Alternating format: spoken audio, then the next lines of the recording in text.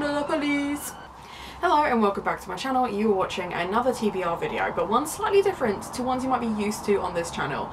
Obviously, previously I have played Top Trumps TBR, which is a card game I made that would help me pick books each month. I only had to read 5 of them. I made 100 cards in January. I was looking at my stats the other day. I've read 6 of those books. So clearly Top Trumps TBR is just not working for me, and I think the reason is it's trying to make me pick a specific book as opposed to attributing books to prompts. I think it's one of the reasons I love readathons so much is you get a list of prompts and then you pick which books you want to read. Those are the books I'm far more likely to pick up. I am a mood reader, but I'm also a rising Virgo, so I do like having a list. I like having my set TBR, but I think Top Trumps is just not working for me. It was a really fun game. I've played it for 2 years now. That has been wild and I've really enjoyed that, and I like making the cards, and I will probably still make the cards to go in my reading journal. Like, that's probably still something that I will do, but it's not working to actually get me to read out of my comfort zone. That's just not happening. So time for a new game, which is where Racing Stacks comes in. Now I do want to kind of get on my soapbox a little bit and say that it's really hard to come up with original content, right? Like, I'm not saying it's easy, I'm not saying that, like, originality isn't dead for sure, but it's on the way out. It's clutching at straws, and I know that sometimes it's easier just to copy someone else's idea and run with that than come up with your own. There is nothing wrong with that. Like, we're a herd species, right? Like, we want to collaborate, we want to be able to copy and magpie ideas and stuff like that. I have no problem with that whatsoever. And Top Trumps cards was made specifically so that people who didn't have time to make a massive spinning wheel, massive dartboard, whatever it was, were able to actually have a TBR game they could play that would take them like half an hour to craft, and you could pick the books, right? That was fundamentally the plan behind that. So when people are taking that idea and they're not giving me credit, is a really bizarre feeling, especially as like a small creator anyway. And I have spoken to bigger creators about this because it's fucking annoying, right? Like, you spend a lot of time crafting this, it becomes your baby because you work on it so hard, and like, I really wanted, as dumb as that first video is where I'm throwing cards about, like, I really wanted it to work, and it did work for a while. Obviously it doesn't work for me anymore, and that's fine. You know, you can try different things, you can work on different projects, no one's gonna get mad at you. But I've noticed recently that there are a couple of booktubers who do keep copying my ideas, and it's hard because when I also appreciate that we're not working in a vacuum, right? Like, people can be working on similar projects at the same time and just come out with like the same videos at the same time, and it's a complete coincidence. It's difficult when I see videos made by creators and then bigger creators are using straight up the same title and idea and not giving any shout out to those people. That frustrates me, and I'm seeing that more and more. So in a way, Racing Stacks has to combat 2 problems, right? The first is that I can't be trusted with a set TBR. I need prompts over specific books. And the other thing is, just try and copy this game. If you can go out of your way to replicate this and make it yours, you can have it. Like, absolutely go for it, because I had to get my brother to make this, and he's doing a degree in games development, right? So it's not going to be easy for you to just do it. That's not to say you can't, it's just not going to be as easy for you. So if you're going to put that time and effort in, by all means go for it. I'm hoping that at some point this game will be available for you to play via HTML link, right? So you'll actually be able to play it yourself. But whilst I'm working on that element of it with my brother, you have a go at trying to recreate this game, because it's absolute fucking carnage. And obviously it's virtual, it's a computer game.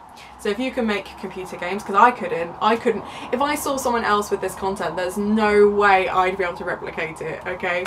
So here's how Racing Stacks works. Essentially, it's a girl on one of those ladders along a stack of like library shelves, right? And she's like racing along, and she's got like her arm kind of like reaching out to like grab books and shit.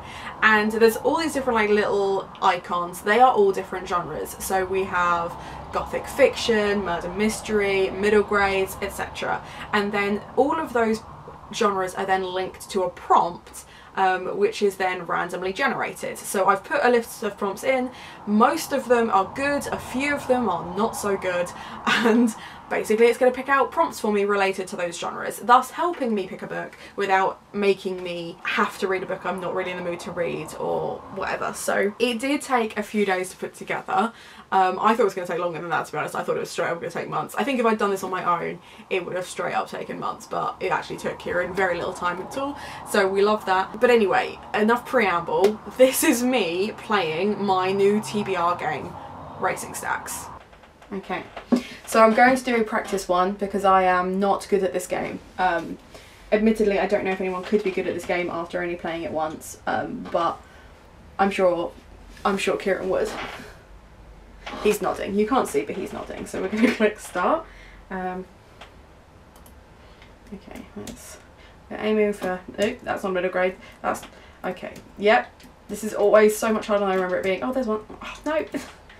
No. Oh, okay. I'm going to end up with loads of gothics, which is great, except it's not. It's middle grades. I want middle grades. That's not a middle grade. That's also not a middle grade. That's a. Yeah. Okay. So we have almost exclusively horror, gothic fiction, and science fiction, which is of help to nobody. So let's try again, and this time I'm going to aim for middle grades, which is essentially the puzzle pieces. I'm aiming for puzzle pieces, but as you see they are moving quite quickly and I'm doing my best. So we'll click start again, and the prompts will reshuffle themselves, so that's not a problem. Okay, right, puzzle piece, that's not, nope. Puzzle, oh, no, missed it. Oh. No. Oh god, no. Okay, let's tuck that hand back under there, and then puzzle piece. We're looking for a. There are literally no puzzle. There it is. There's one. Okay, we've got one. We've got one. Oh, two middle grades. There we go. It'll do. It'll do. So we've got 4 middle grades: a science fiction, mystery, thriller, classic, and fantasy, and another gothic fiction thrown in at the end. So. Let me go pick some books for these prompts, and I will see you in a bit. Okay, as you can see, absolute carnage, but I did play it earlier today so that you could have that clip. I will try and do something like that every month. I am considering doing these as lives so that you can see me play, and I'm also considering doing best 2 out of 3 because I'm really shit at this game. Like, imagine designing a game for yourself and making it so difficult. I can only blame Kieran for that because he's the one that makes it go so fast. It almost gives me travel sickness. So I'm really, really sorry that I didn't give you a heads up prior to you watching this. I might put a little thing in the description just as a heads up. This might give you travel sickness just because of the speed at which it goes. So now I have my TBR. I can actually go through it with you. Now, obviously, I will be doing Believathon in November. It's the last Believathon. But what I've done is I've basically doubled up my Racing Stacks prompts with the middle grades that I was going to read for Believathon, and I will start with these. I have a whole bunch more that will tick off other prompts, but because I don't have enough to tick off all the prompts, as in like some of the prompts I just don't have books that I could use for those, I didn't want to do the card shuffle thing in case those came up and then I couldn't actually pick a book. So the first Racing Stacks prompt was middle grade hauler book, which I love buying myself new books, and then this was also going to be for the Believathon Gavin rec. You'll have seen it in the thumbnail. I'm going to be reading The Hatmakers by amzn.to. I'm so excited by this. It's such a beautiful copy, and when I got this in, I originally got this in for Waypoint, but then I saw that it's a signed edition and was like, oh, this is mine now. So this is, I know almost nothing about this. I just know that it's like highly recommended, and obviously I've seen it in quite a few of Gavin's videos, and I've seen that Gavin has done his interview with amzn as well, and I think the second book is coming out really soon, so I want to make sure that I have this read so that I'm ready for the next one. But I'm really, really excited by this. It just sounds like whimsy. I know it's got magic in it and adventure, and obviously hat makers, and I think the hats do different things depending on what magic is imbued in them, so that's quite exciting. But yeah, it's super cute, it's really pretty, and a little treat to me. Next was another hauler book middle grade prompt that I got from Racing Stacks, so again, don't hate that. This is what happens when you put your own prompts. in a TBR game. I didn't put it in more than once, I only put it in once, but it's come up more than once, so that's the random generator for you. And then for Believathon, this is a cover by. I will finally get round to Amari and the Night Brothers. This is another one where I know very little about it other than like the basic premise, which is Amari, I think her brothers are stolen, or she goes on an adventure to find her brother. Yeah, her brother's gone missing, and no one will explain why. I really liked the cover of this. I think it's a really stunning cover. It's also hella shiny, which I don't think you can see on this camera, which is a real shame, but it is very pretty. Total cover buy, but also I've been highly anticipating this one for a while. But this counts as a hauler book because every time I get a copy of this in for myself, I end up selling it via Waypoint and having to actually ship it out instead. So this is going on my own TBR shelf now. This is it. And unlike last month's TBR, which was almost exclusively hardbacks, those are the only two hardbacks that are definitely going to be on my TBR, and I will explain for why in a bit. Next was a Racing Stacks gifted book, so still new books, and the Believathon was five-star prediction. I'm going with Show Us Who You Are by Elle McNichol. Now this wasn't technically gifted to me, a kind of spark was gifted to me, and then I bought this afterwards because I am convinced this is going to be a 5-star.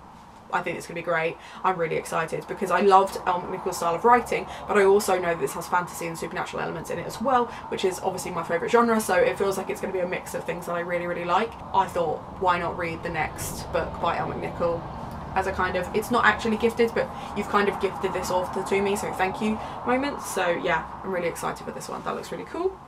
Then we had middle grade TBR game. That's where I could watch any booktuber's TBR game and pick a book straight from their TBR basically, rather than, I mean I might in the future make TBR games depending on which prompts I get, but that's probably when I've got more time. But for me it's just going to be a straight up watch someone else's, and when I'm posting this I haven't been able to watch many booktube videos regarding TBRs, certainly not the big TBR game ones. So what I'm going to do instead is look at what people were reading last year, and unsurprisingly for Believathon lots of people were picking up Frostheart. So I will be reading Frostheart. I have ordered my copy. It hasn't arrived yet, but it is on its way, and that will also tick off winter vibes for Believathon as well, because obviously, you know, frost, winter, cold. I mean, I probably could have picked that one for Gavin's rec as well, but I've already got, I think quite a few of these Gavin will be okay with, so that works for that one. And then the last middle grade that actually came up in Racing Stacks wasn't technically a middle grade. The prompt was mystery, spooky vibes, and then for Believathon it was over 300 pages. I will be reading Potkin and Stubbs. This is another one that I've had on my shelf for a little while that I'm really excited to get to, and whilst it's not necessarily fall vibes, it's definitely spooky because I don't know why I always attribute green and black with spooky stuff. I just do, in the same way that purple and black and orange and black feel like spooky colour combinations. Green and black is just such a spooky colour combination. So I really like this. Obviously mystery element, I think they're basically private investigators or want to be private investigators or reporters, and it just looks like a really fun read. Bless you. It just looks like a really fun read. So we're adding that to the TBR. And that's kind of the last of the straight up, like the Racing Stacks middle grades. So next we have Racing Stacks science fiction, and then a debut author. Now this was in my Gothtober TBR, but I just didn't get time. And to be honest, I did not prioritise a science fiction over gothic fiction. That was never going to happen. I just really wanted to tick off that prompt. And so I'll be carrying this one over. It was from last month's TBR, but I'm carrying it over for this month, because this was Becky Chambers' debut book. So it's not necessarily that she's a debut author. I think the 4th book has just come out in this series, but it's certainly a new author for me, and this is her debut book, so I feel like that counts. Next with Gothic Fiction, lowest rated. This is another one that I'm carrying over from last month. I don't think I specifically put this for any prompts. I was just going to read it because it's a cute short read. I know it's a spin-off for There's Someone Inside Your House, which was one of the reasons I didn't get to it last month. But I'm really surprised at just how low this has been rated on Goodreads. It's currently 3.13. Which it just doesn't sound very good. I read the first few chapters and really liked this, but I know that other people haven't liked it, so I really just need to finish it and see why people are just losing interest, and then I can just tick it off, and then that's that prompt, my lowest rated. But at least I got a Gothic Fiction one onto my November TBR. I'm really excited about having Gothic Fiction in my TBR game as a genre prompt, because I think you can I've got thriller and horror as well, but I think specifically having Gothic is just going to really just let me read the genres that I want to read and find those hidden gems within Gothic fiction, because I'm encouraging myself to read it more often, because I do read it but probably not as often as my content makes out that I do. So I want to be picking up more, basically, and having it on there was a great way to do that. Okay, my next Racing Stacks one was classic, and then the prompt was that I had to let Kieran pick it, and I thought, you know, I should definitely put Kieran's pick in as a prompt, considering he made this game for me. That's the least I could do. That was a mistake. I know that now, because he decided that I should read the histories, and the reason he picked it, and I can tell you the reason he picked it, I wrote it down so I can say verbatim, that he's interested in Greek history, and he thought it wouldn't be that enjoyable for me. So, thank you, Kieran. The final Racing Stacks prompt was fantasy and to read an author's backlist. So I've gone for Gods of Jade and Shadow because it was the only Silvia Moreno Garcia book that wasn't on last month's TBR, so why not tick that one off as well? And then I can reread them and enjoy them at my leisure because I'll have enjoyed all of them. Will you stop chewing the box? I know that this is set in the Jazz Age. I know that it's set in Mexico, and I know that it has Mayan mythology in it. Other than that, I don't know very much, but I'm really excited about this. Hannah read this for Bevies and Books way back when and really enjoyed it as well, so I've got high hopes for this one. And then as far as book clubs go, I do have 3 book clubs still that are going, but as far as Dead Famous, we will be on to Resurrection, which is book 10. Really excited for this one, especially excited because it's half the size the last one was. But I'm still working on the last one. It's intense. It's very intense. I'm trying not to spoil, but it's intense. So I'm not going to tell you anything about this book. Book 10 of 14. It's so crazy to me how close we are to the end now. But anyway, yes, book 10, Skullduggery. But it also worked for Believathon, because one of the Believathon prompts was continue a series. So there we go. For Lamentable Library, we will be reading House of Hollow. I was meant to read this as a buddy read, but then my buddies had some spare time and decided to read it and didn't tell me until afterwards. Don't know too much about it, just know people really liked it. And then finally, Bevies and Books, as I mentioned earlier, I've got 2 books for this prompt, and I will tell you for why. The prompt is cozy, and I don't really have many like cozy wintry books that aren't already on my TBR that I want to like talk about for other things. So I've gone for a cozy mystery in The Killings at Kingfisher Hall and a cozy romance in XOXO, and then it will just depend on my mood which one I end up reviewing in the book club. But that book club, we meet on the last Sunday of every month and we talk about different books related to that prompt. So let me know in the comments down below, if you were to pick a cozy read to read for November, what would you pick and why? I'd love to see that in the comments down below. And other than that, I hope you're having a nice day.